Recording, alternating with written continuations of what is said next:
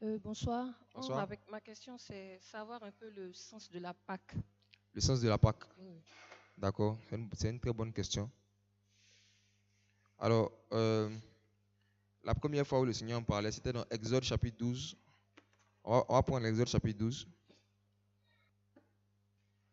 à partir du verset 1 à 2 d'abord. Oui, vous pouvez lire, s'il vous plaît. Or, Yahweh dit à Moïse et à Aaron dans le pays d'Égypte, ce mois-ci sera pour vous le premier des mois. Il sera pour vous le premier des mois de l'année. Ok, maintenant verset 3. Verset 3. Pardon, s'il vous plaît. Avant de continuer, c'est pour parler de la Pâque. Le Seigneur parlait aux Juifs. Eux, il dit que le mois où ils vont fêter la Pâque, ça sera pour eux le premier des mois de l'année. Voyez, non? Donc ici, dans le monde, en fait, c'est le quatrième des mois de l'année. Le quatrième mois, avril. Donc tu vois que déjà, c'est pas la même chose. Ok. Maintenant, on va lire au verset 3 à 5. Parlez à toute l'assemblée d'Israël en disant, au 10e jour de ce mois, qu'ils prennent chacun un agneau ou un chevreau par maison de leur père, Oui. un agneau ou un chevreau par maison. Verset 4. Oui, verset 4. Mais si la maison est trop petite pour un agneau, on le prendra avec le voisin le plus proche de sa maison, selon le nombre de personnes. Vous compterez pour cet agneau selon ce que chacun peut manger. D'accord. Maintenant, on va lire le verset 11. Et vous le mangerez ainsi. Vos reins seront sains, vous aurez vos souliers à vos pieds et votre bâton à la main. Et vous le mangerez à la hâte. C'est la Pâque de Yahweh. Voilà. Bon, après, peut-être à la maison, vous pouvez lire tous les chapitres pour voir. En fait, la Pâque, ici, pour les Juifs au départ, c'était quoi? C'est quelque chose que Dieu avait institué, une fête que Dieu avait instituée pour que les Juifs se rappellent du jour où le Seigneur les a libérés d'Égypte. Ça équivaut chez nous à la fête d'indépendance nationale. Chez nous, par exemple, c'est le 7 août 1960 que les gens ont convenu de se rappeler, se commémorer en fait l'indépendance de la Côte d'Ivoire. Donc chez les Juifs, la Pâque c'était leur fête d'indépendance. Et la Pâque dans la Bible a deux aspects. Il y avait un aspect culturel qui est le fait que, comme j'ai dit là, c'était pour les Juifs leur fête d'indépendance. Donc toi qui n'étais pas juif, tu ne fêtais pas, parce que ça concernait les Juifs. Si tu étais chez eux, pour pouvoir fêter, il fallait adhérer d'abord à la loi de Moïse et tout. Et il y avait un autre aspect, c'était un aspect prophétique. Ça veut dire que ça annonçait la venue de l'agneau de Dieu, Jésus. Ça annonçait la venue du Messie. Voyez? Donc il y a la Pâque, l'aspect culturel, l'aspect prophétique.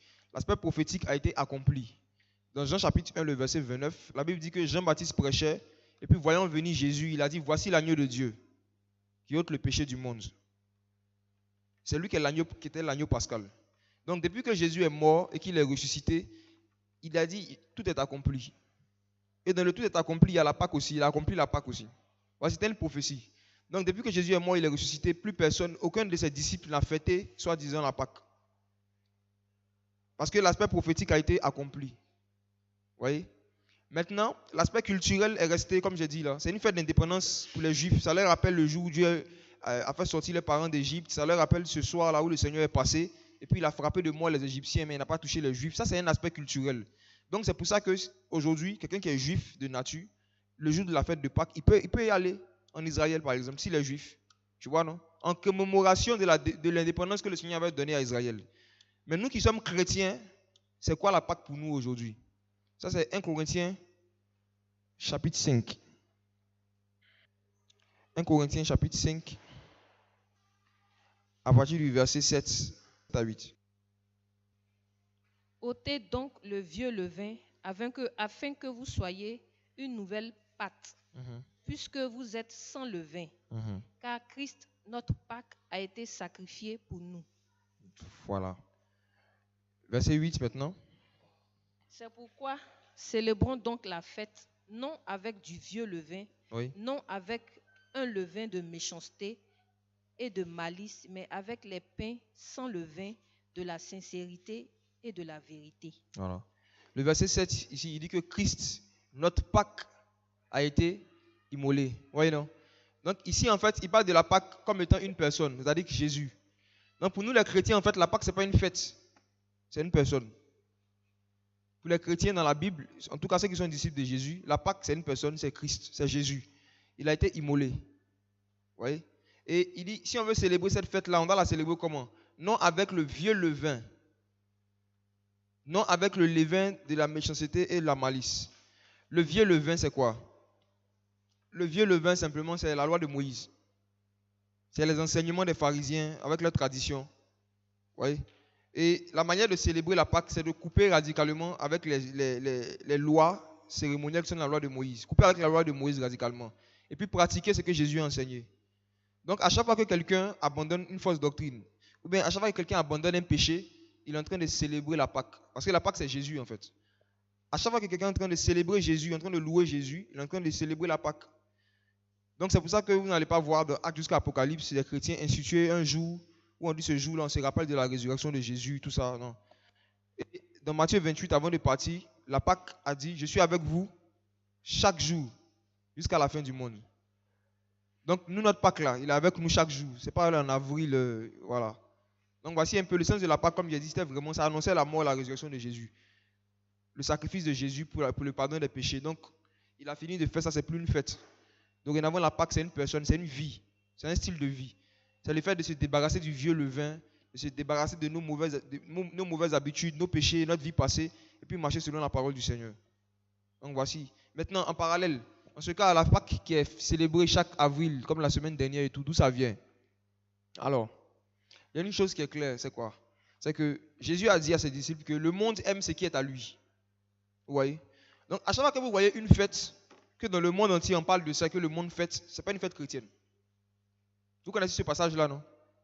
Où Jésus a dit, le monde aime ce qui est à lui. Qui connaît pas le passage, le verset? D'accord, donc on va prendre, on va lire. C'est un indice qu'il nous a donné pour montrer les choses qui viennent de lui, qui ne viennent pas de lui, en fait.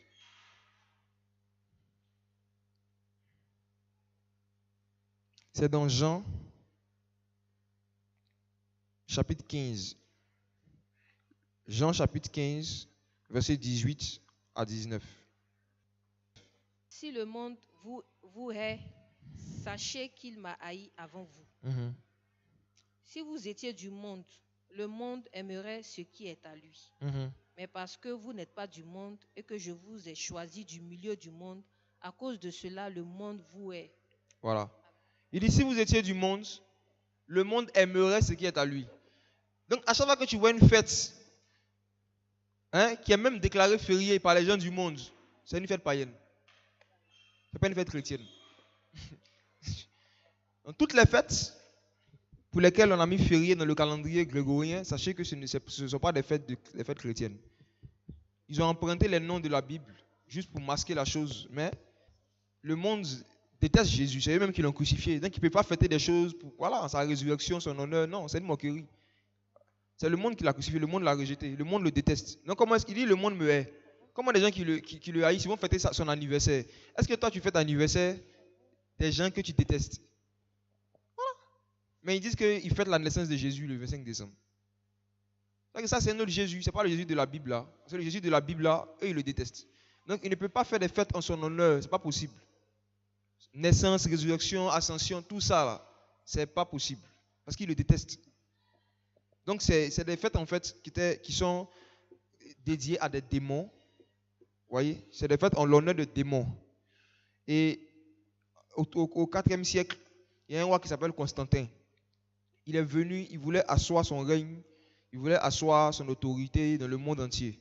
En tant qu'il est venu au pouvoir en ce moment-là, il y avait différentes religions, les gens adoraient différents dieux. Donc il fallait créer en fait une religion universelle. Une religion dans laquelle toutes les autres religions pouvaient se retrouver. Comme ça, tu allais pouvoir bien les manipuler. Voyez? Donc c'est comme ça qu'ils ont mis en place la religion catholique. Catholique veut dire universel. C'est ce que ça veut dire. Catholique, dans le latin, ça veut dire universel en français.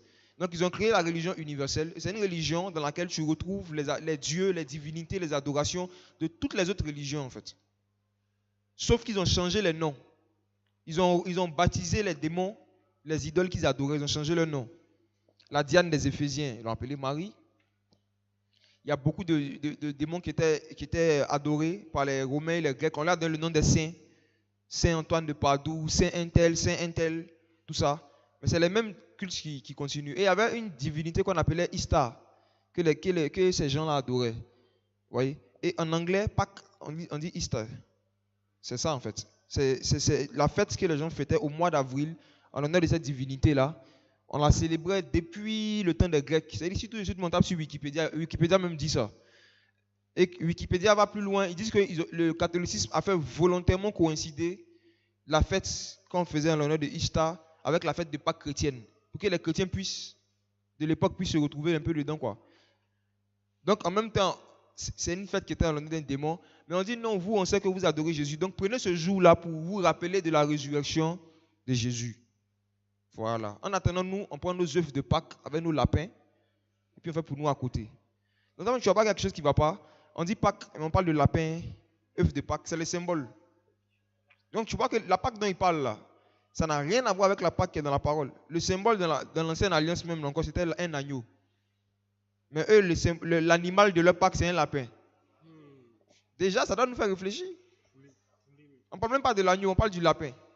Entends, le lapin, dans la culture ésotérique, c'est un animal qui symbolise la puissance sexuelle, le péché sexuel.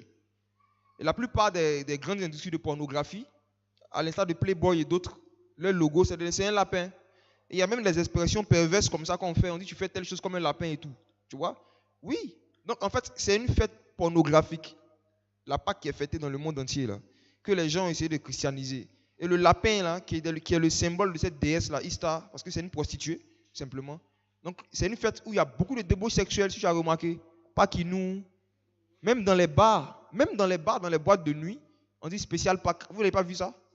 C'est une fête, en fait, c'est une fête qui est en l'honneur d'un démon qui pousse les gens au péché sexuel. Et tu vas voir que ces fêtes qu'ils ont instituées, là, ces jours-là où les gens pêchent le plus contre Jésus. Ce jour-là où les hôtels sont pleins.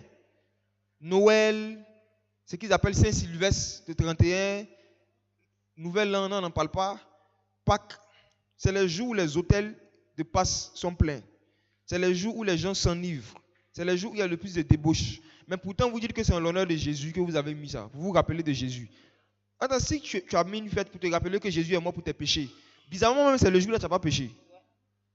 Non, mais c'est le jour-là que tu vas vouloir te sanctifier. Mais quand on dit Pâques comme ça, là, les baoulés, nos frères de l'autre côté, là, ils voient ça, on voit les casiers de bière et tout. Tu vois, c'est là que tu vois que c'est une fête de débauche, en fait. Et c'est une insulte, c'est une moquerie à notre Seigneur. Donc on ne peut même pas s'amuser à dire que, genre, c'est vrai, c'est le monde qui est institué, mais on va profiter de ça pour se rappeler. Non, ça, c'est la compromission. Le Seigneur dit de célébrer la Pâque non avec le vieux levain. Le vieux levain, c'est ça, c'est les doctrines, les enseignements des démons que les gens ont pris, ils ont mélangé avec la nouvelle pâte, avec les enseignements de Jésus. Il dit, si on veut célébrer la Pâque là, on doit faire ça dans la sincérité, dans la vérité. Donc voici un peu, la Pâque pour nous, comme je dis, je reviens, c'est Jésus. Ce n'est pas une fête, c'est une personne, c'est Jésus. Il est avec nous chaque jour.